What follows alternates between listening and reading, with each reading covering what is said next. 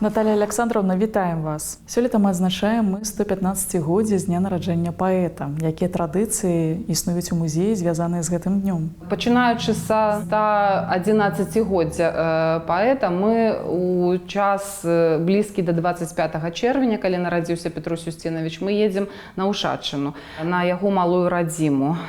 Там знаходзіцца хата-музей Петруся Броўкі, якая была заснавана таксама 40 гадоў таму назад, як і літаратурны музей Петруся Броўкі. І вельмі прыемна вялікай грамадою, цэлым аўтобусам ехаць на Ушаччыну, чытаючы вершы, спыняючыся каля крыніцы паэтаў. Мы там п'ём ваду і працягваем сваё падарожжа праз Ушачы, дзе знаходзіцца дом Рыгора Івановича Барадуліна, праз Бычкі, дзе знаходзіцца хата музей Васіля Быкова. Мы аб'ядналі гэтых знаных творцаў у адзін праект, таму што яны ўсе ушацкія, яны сябравалі паміж сабою. Што сёння ўяўляе сабой мемарыяльная частка музею? У мемарыяльную частку ўваходзіць кабінет Петруся Устиновича Броўкі, дзе ён працаваў. Тут маглі быць і машэраў, і маглі прыходзіць такія людзі, як Іван Шамякін альбо Еўдакія Лось. І тыя шафы ў бібліятэцы, якія сёння мы бачым,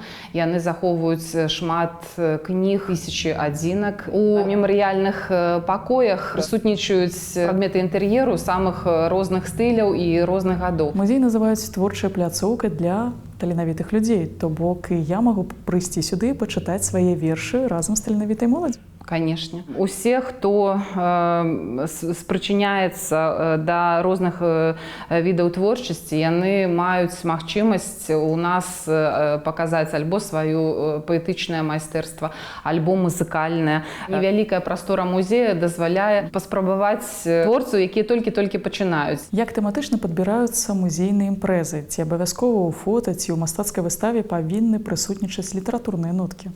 Часцей за ўсё літаратура прысутнічае ў нашых праектах. І мы выбіраем тэму, а за ёй ужо падбіраем і літаратурную ноту, як вы кажаце, лепш за ўсё з творчасці Петруся Устиновича Броўкі. Не так даўно у нас адкрывалася выстава, прысвечаная жонцы Петруся Устиновича. І, канешне, усе прысвячэнні, которые рабіў паэт жанчынам у сваёй творчасці, мы таксама стараліся гэтымі вершамі суправаджаць выставу. Ведаю, што музей надае шмат увагі і культурнаму выхаванню дзетак. Дзяцей мы, канешне, любім больш за ўсё, таму што гэта той кантынгент, который нам адкрывае па-новаму нашу экспазіцыю, нашы магчымасці. І любую выставу, якую мы прэзентуем, мы яшчэ спецыяльна рыхтуем музейна-педагагічныя заняткі для суправаджэння гэтай выставы. То есть вот выставы з місіяй падарожжа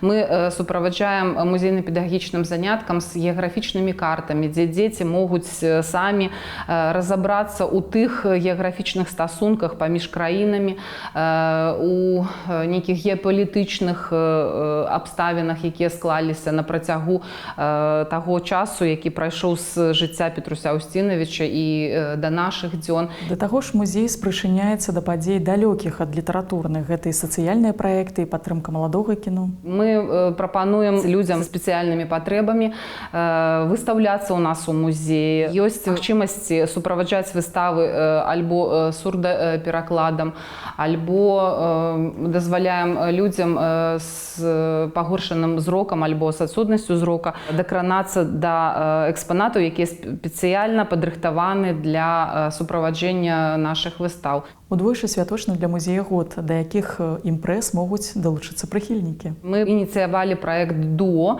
у якім мы просім нашых сяброў з розных краін свету прачытаць вершы Петруся Устиновича ў перакладзе на іх нацыянальныя мовы свету. Таму што ў свой час Петрусь Броўка быў перакладзены больш, чым на 40 моў свету.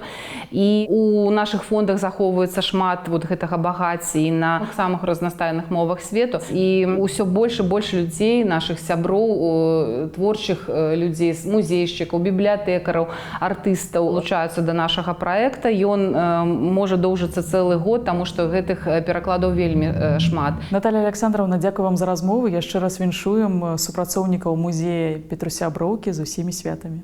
Дзякую вам.